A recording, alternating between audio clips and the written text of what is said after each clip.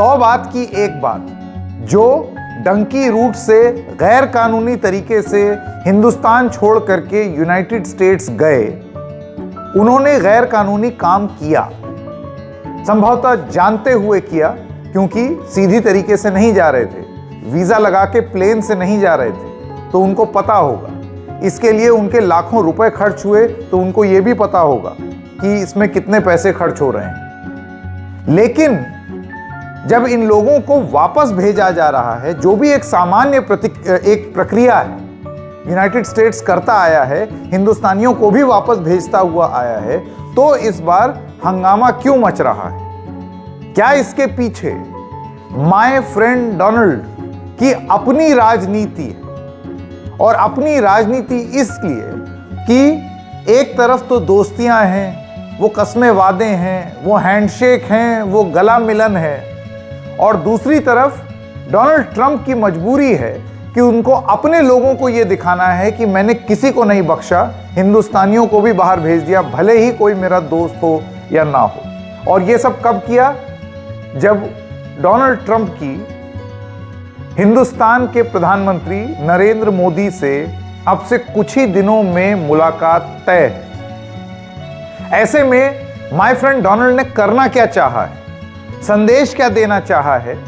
एक सामान्य प्रक्रिया को, यानी कि डिपोर्ट करने, जो लोग हैं उनको वापस हिंदुस्तान भेजने में उन्होंने अलग क्या किया है, यह भी बताते हुए कि वो जो कर रहे हैं वो प्रक्रिया का हिस्सा है। ये क्या है पूरा मामला, आइए एक एक करके जानते हैं। नमस्कार, मेरा नाम है संकेत उपाध्याय और आप देख रहे हैं इशारों में। तो सबसे पहले आपको ये बता दें कि यूनाइटेड स्टेट्स में जैसे ही डोनाल्ड ट्रंप आए, मानो भूचाल सा आ गया हो। उसके बाद उन्होंने तमाम एग्जीक्यूटिव ऑर्डर साइन किए, जिसमें एक ऑर्डर था इमिग्रेशन का, और उसमें यह था कि इलीगल एलियंस को, यानी कि जो लोग बाहर से आ रहे हैं उनको एलियन माना जाता है, इन एलियंस को हम विमान में बिठा बिठा के अपने देश से बाहर करेंगे। ये उनका चुनावी प्लान था, चुनाव में उन्होंने ये चीज़ बोली थी, तो उसके बाद वो करने भी लगे। फिर आई तस्वीरें, अलग अलग देश में उन्होंने अपना विमान, जो सरकारी विमान है यूएस एयरफोर्स का, वो भेजना शुरू किया। अब सबसे लंबी फ्लाइट इन लोगों की, जो वहाँ गैर कानूनी ढंग से गए थे, उनको हिंदुस्तान भेजने की, वो यूनाइटेड स्टेट्स ने हिंदुस्तान भी भेजी और उसका एक वीडियो जारी किया। वीडियो जैसे कि आप स्क्रीन पर देख सकते हैं, उसमें दिख रहे हैं हिंदुस्तानी बेड़ियां पहने हुए हैं, हाथ में हथकड़ी है। फिर उन्होंने जब अमृतसर में वो लैंड किए इस तरीके से, तो उनसे जब सवाल पूछे गए, उन्होंने कहा कि एक बाथरूम था इतने सारे 104 लोगों में, तो बड़ी दिक्कत हुई, 40 घंटे तक हम हिलना डुलना बड़ा मुश्किल हो गया था। फिर से एक बात दोहरा दें, इससे पहले कि कोई और कुछ बोले, यहां हमदर्दी इस बात की नहीं है कि ये गैर कानूनी काम कर रहे हैं तो इस वजह से इनके लिए हमदर्दी रखी जाए, नहीं। वो जानते हैं वो गलत काम कर रहे थे, तो आरती तो उतारी नहीं जाएगी अगर आप पकड़े जाएंगे। तो आप पकड़े गए और आपको वापस भेजा जा रहा है, आपको डिपोर्ट कर दिया गया। यहां पर सारा सवाल है कि डिपोर्ट किया किस तरीके से गया है और उसके पीछे का मकसद क्या है, यह है मेन चीज। अब आइए आपको कुछ आंकड़ों के माध्यम से समझाना चाहते हैं और दिखाना चाहते हैं। ये देखिए, ये है सचिन पराशर जी, बहुत लंबे समय से फॉरेन अफेयर्स कवर करते हैं टाइम्स ऑफ इंडिया अखबार के लिए, तो उनकी एक रिपोर्ट है आज, और उनकी रिपोर्ट में एक चार्ट है जो ये बताता है कि सन 2009 से चार्टर्ड या कमर्शियल, यानी कि या तो कमर्शियल फ्लाइट, इसका मतलब ये होता है कि एक प्रॉपर जहाज में टिकट ले करके और फिर आप हवाई जहाज वापस भेजें, और चार्टर्ड का मतलब ये हुआ कि आपने एक अपना खुद का एक स्पेशल विमान किया। ये बुक करके भी हो सकता है, जैसे कोई देश एक विमान भेज दे सिर्फ इसी मकसद के लिए, जैसे हिंदुस्तान एयरलिफ्ट करने के लिए लोगों को भेजता है, 1। या नंबर 2, अगर मिलिट्री का या डिफेंस का विमान इस्तेमाल हो रहा है, तो इन दोनों को मिला करके आप देखिए संख्या, ये आपके स्क्रीन पर है। 2009 में 734 इंडियंस वर डिपोर्टेड, 2010 में 799, 2011 में 597, 2012 में 530, 515, 591, 708। फिर आए 2016 में डोनाल्ड ट्रंप, और डोनाल्ड ट्रंप का इनॉग्रेशन तो 2017 में हुआ था, लेकिन 2016 में ही आप देख सकते हैं बराक ओबामा के आखिरी साल में 1303 हिंदुस्तानी डिपोर्ट हुए, और ये फिगर 2017 में 1024 हुआ, 2018 में 1180 हुआ, फिर आए डोनाल्ड ट्रंप ईयर्स जिसमें 2019 और 2020 में आप देखिए एकदम से 2040, 1889 इतने इंडियंस को डिपोर्ट किया गया है। ये डोनाल्ड ट्रंप 1 है जिसमें ये सब हुआ है। होना भी चाहिए, इलीगल इमिग्रेंट्स जो हैं उनके खिलाफ आप एक्शन ले सकते हैं, उनको डिपोर्ट कर सकते हैं, डिपोर्ट करना भी चाहिए क्योंकि वो गैर कानूनी है। 2021 में 805 हो गए, अब यहां पर जो बाइडेन आ गए थे। ये हिंदुस्तानियों की बात हो रही है जो डिपोर्ट हुए। 2022 में 862, 2023 में 617, फिर 2024 में, क्योंकि चुनाव का वर्ष है वहां पर, आप देखिए जो बाइडेन के शासनकाल में 1368 लोग डिपोर्ट हुए। 2025 में अब जब डोनाल्ड ट्रंप द्वितीय आ गए हैं तो 104 लोग अभी एक विमान में गए हैं। अब ये देख करके तो ये लगता है कि इसमें अचंभे की बात क्या है, तो पहले से ही हिंदुस्तानी तो डिपोर्ट हो ही रहे हैं, सब कुछ हो रहा है। तो अब आपको ये बता दें कि मोदी सरकार ने अब तक 6000 लोगों को यूनाइटेड स्टेट्स से हिंदुस्तानियों को जो गैर कानूनी ढंग से वहां गए थे उनको मोदी सरकार के कार्यकाल में इतने लोग वापस आए हैं और हम लोगों ने उनको लिया भी है यूनाइटेड स्टेट्स से। सचिन पराशर के इस राइटअप में आप एक और विकल्प भी देख सकते हैं जो हिंदुस्तान के पास था, जो कोलंबिया ने एक्सरसाइज किया कि विमान, मिलिट्री विमान उनके एयर स्पेस में आ रहा था तो उसको आने नहीं दिया। हालांकि उसके बाद बवाल हुआ और बाद में इसको अलाउ किया गया जब सैंक्शंस इंपोज करने की बात की डोनाल्ड ट्रंप ने। लेकिन अपना विमान भेजने का भी एक विकल्प देश के पास होता है, तो ऐसे में हिंदुस्तान क्या अपना एक विमान भेज करके इन लोगों को ला सकता था? ये एक ऑप्शन है जो इस आर्टिकल के हिसाब से हिंदुस्तान ने एक्सरसाइज नहीं किया। अब यहां पर सचिन पराशर का ये जो आर्टिकल है ये बहुत बखूबी समझाता है कि इस बार में और पिछली बार में फर्क क्या है, क्योंकि इन टर्म्स ऑफ अमाउंट 104 है, हम तो 2000 लोगों को भी एक साल में ले चुके हैं, तो फिर इतने अचंभित होने की क्या बात है? ये बात तो यही चीज उन्होंने भी बोली, एस जयशंकर ने। आइए आपको सुनाते हैं जब ये हंगामा मचा तो एस जयशंकर ने क्या बोला parliament. Mister chairman, I rise to apprise the house of certain developments pertaining to deportation of Indians from the USA. Honorable members are aware that people-to-people exchanges constitute the bedrock of our deepening ties with the United States. Indeed, more than any other relationship, mobility and migration has had a key role to play in enhancing its quality. Sir, the House would also share the view of the government that it is in our collective interest to encourage legal mobility and discourage illegal movement. In fact, illegal mobility and migration has many other associated activities also of an illegal nature.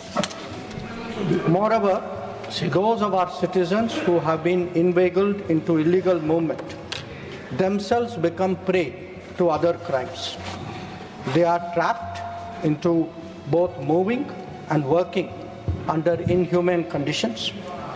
Members are aware that unfortunately there have even been fatalities in the course of such illegal migration.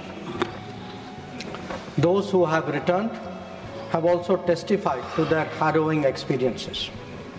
Mr. Chairman, sir, it is the obligation of all countries to take back their nationals if they are found to be living illegally abroad. This is naturally subject to an unambiguous verification of their nationality. This is not a policy applicable to any specific country, nor indeed one only practiced by India. It is a general accepted principle in international relations. Deportations by the US are organized and executed by the Immigration and Customs Enforcement (ICE) authorities. The standard operating procedure for deportation by aircraft used by ICE, that is effective from 2012. I repeat, that is effective from 2012, provides for the use of restraints. However, we have been informed by ICE that women and children are not restrained. Further, the needs of deportees, including during transit, related to food and other necessities, including possible medical emergencies, are attended to. During toilet breaks, deportees are temporarily unrestrained if needed in that regard. This is applicable to chartered civilian aircraft as well as military aircraft. There has been no change, I repeat, no change from past procedure for the flight undertaken by the US on 5 February 2025. Honorable Chairman, sir, we are, of course, engaging the US government to ensure that the returning deportees are not mistreated in any manner during the flight. At the same time, the House will appreciate that our focus should be on strong crackdown on the illegal migration industry, while taking steps to ease visas for the legitimate traveler. On the basis of information provided by returning deportees about the agents and others involved, law enforcement agencies will take necessary preventive and exemplary actions. I thank you. तो आपने सुना external affairs minister S Jaishankar ये बता रहे हैं कि ये प्रक्रिया है और प्रक्रिया का पालन है। फैक्चुअली बात सही है, बात गलत नहीं है। लेकिन विपक्ष अगर ये सवाल उठा रहा है कि बेड़ियां, विपक्ष अगर सवाल उठा रहा है हथकड़ी, तो क्या वो भी सही है? क्या वो भी वैलिड है? आइए सुनते हैं विपक्ष की तरफ से कुछ बयान। मैं ये कहूँगी कि बहुत बातें की गई कि मोदी जी, ट्रंप जी बहुत अच्छे मित्र हैं और मोदी जी ने ऐसे क्यों होने दिया? क्या हम अपना जहाज नहीं भेज सकते थे उनको लेने के लिए? इस तरह से क्या इंसानों के साथ बर्ताव किया जाता है कि उनको हथकड़ियाँ पहना के, बेड़ियाँ पहना के भेजा जाए? क्या विदेश मंत्री को जवाब देना चाहिए? विदेश मंत्री को उनको जवाब देना चाहिए, प्रधानमंत्री जी को जवाब देना चाहिए। ये कोई तरीका है क्या? हाथ में हथकड़ी, पैरों में बेड़ी डालकर रणदीप कह चुके सर अमानवीय तरीके से उनको भारत लाया गया। मैं अगला सवाल तो पूछ, सर सवाल तो सुन, एक सेकंड, आई वुड अर्ज द मेंबर्स, सर सवाल तो सुन लीजिए, ऑलरेडी मेड दैट पॉइंट, आगे का तो सुन लीजिए। Okay go ahead. लाया गया और लाने के बाद भारत की धरती पर जब उतर गए तो आप भी उनको सम्मान देने के लिए तैयार नहीं। हरियाणा के कैदी वैन में हमारे नागरिकों को ले जाया गया, कैदी वैन में सर, अपनी धरती पे। पूछिए, छोड़ दीजिए क्या अमेरिका ने जो किया उसके साथ तो आप खड़े ही हैं, उसको तो आप बखान कर रहे हैं। हमारी धरती पे उनके साथ कैदी वैन में उनको लाया गया। छोटा सा, जो हमारे और भी लोगों ने पूछा, छोटे छोटे देश अपना जहाज भेज के अपने नागरिकों को अपने अपने देश में ला रहे हैं। अमेरिका से हालात के मारे भारतीयों को दासों की तरह बेड़ियों में जकड़कर अमानवीय परिस्थितियों में भारत भेजा गया। सोचिए आप, क्या सपना दिखाया था कि भारत विश्व गुरु बनने जा रहा है, और जो विश्व गुरु बना रहे थे वो आज सब मौन हैं। तो आपने सुना प्रियंका गांधी को, आपने सुना संजय सिंह को, आपने सुना अखिलेश यादव को और तमाम और विपक्षी दल जो कि संसद में प्रदर्शन कर रहे हैं, उन्होंने ये बात उठाई कि ये क्या तरीका है, आप तो देश को जलील करने वाली बात हो गई। अब वापस लौटते हैं सचिन पराशर के इस राइटअप पर, ताकि आपको पर्सपेक्टिव समझ में आए कि क्यों इतने डिपोर्टेशंस के बीच में भी ये वाला अनोखा है। अनोखा क्यों है?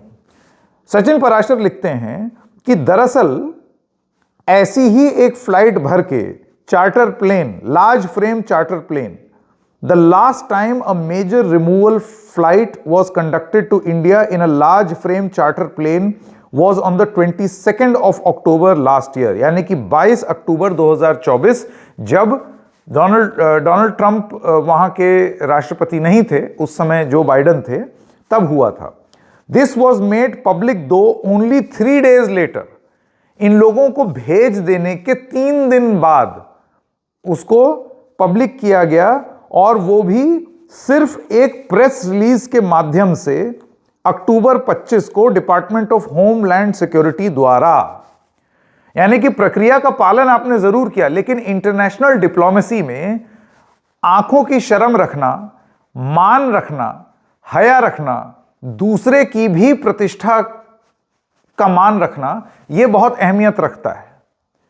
यह बहुत अहमियत रखता है। और इस वजह से जब डिपोर्टेशंस हुए तब होने के 3 दिन बाद एक प्रेस रिलीज जारी करके यह बता दिया गया कि हमने इतने इतने डिपोर्ट कर दिए।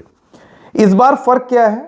इस बार फर्क यह है कि यह इंफॉर्मेशन कि हिंदुस्तानी फ्लाइट में लद के जा रहे हैं, यह इंफॉर्मेशन मीडिया में आप ये समझिए लगभग तुरंत ही लीक कर दी गई। और इतना ही नहीं, उसके बाद फिर एक वीडियो रिलीज किया border patrol, US border patrol की तरफ से, यह दिखाने के लिए कि बेड़ियों में बांध के हमने हिंदुस्तानियों को, एलियन, इलीगल एलियन को हमने सबसे लंबी फ्लाइट में भेज दिया। मकसद साफ है, यहां पर आप सिर्फ एक्शन ले नहीं रहे हैं, एक्शन लेते हुए दिखना चाहते हैं, राजनीति के तहत दिखना चाहते हैं। इलीगल इमिग्रेंट्स को तो आप क्या संदेश देंगे? डोनाल्ड ट्रंप, उनका जो मागा फौज है, मेक अमेरिका ग्रेट अगेन फौज, जिन्होंने उनको जिताया है, उनके लिए एक मैसेज, एक संदेश देना चाहते हैं। उनको बताना चाहते हैं कि मैंने ये आपके लिए किया, ये पूरी प्रक्रिया मैंने आपके लिए की। मैं चाहता था कि आप देखें कि मैं कितना टफ हूं। आप जैसे देख सकते हैं, इससे पहले कई बार और ज्यादा हिंदुस्तानी भी डिपोर्ट किए गए हैं, लेकिन ये 104 में वीडियो प्रूफ के साथ दिखाना जरूरी था। तो अगर मकसद अपनी राजनीति चमकाना डोमेस्टिकली है और उसके चक्कर में आप किसी और को भले ही जलील कर दें, किसी एक और देश के मान प्रतिष्ठा का आप ध्यान ही ना रखें। और कैसे ये प्रतिष्ठा का सवाल है? क्योंकि ये हिंदुस्तानी हैं, ये हिंदुस्तानी नागरिक हैं, इनके घर परिवार हैं यहां पर, और कोई भी, इन्होंने बेशक गलत काम किया है, लेकिन कोई भी इस तरीके की सरकार या कैसी भी राजनीति यहां घर में नहीं हो सकती हिंदुस्तान में, जिसमें आप ये बोल दें कि हमें फर्क ही नहीं पड़ता, हमें इन लोगों से कोई फर्क नहीं पड़ता और ये क्रिमिनल हैं, इनको बंद कर दो। आप इस तरीके की राजनीति कर नहीं सकते। क्यों? क्योंकि वो हिंदुस्तानी है। वो चले जरूर गए, फिर आप उनसे सवाल जवाब पूछिए, फिर उनको एब्जॉर्ब करिए, फिर अब वो सोशल स्टिग्मा से गुजरेंगे, वो सारी चीजें आपको देखनी पड़ेंगी। लेकिन क्योंकि यहां देश इन्वॉल्व है, इस वजह से देश का मान भी इन्वॉल्व है। ऐसे में डोनाल्ड ट्रंप ने जो कुछ भी किया, राजनीति के तहत किया, उनका प्रशासन राजनीति के तहत कर रहा है, ये जानते हुए कि ऐसा नहीं है कि नरेंद्र मोदी ने बोला है कि मैं नहीं लूंगा इन लोगों को, हम एक्सेप्ट ही नहीं करेंगे। ये पोजीशन हिंदुस्तान की कभी नहीं रही है, हम लेंगे।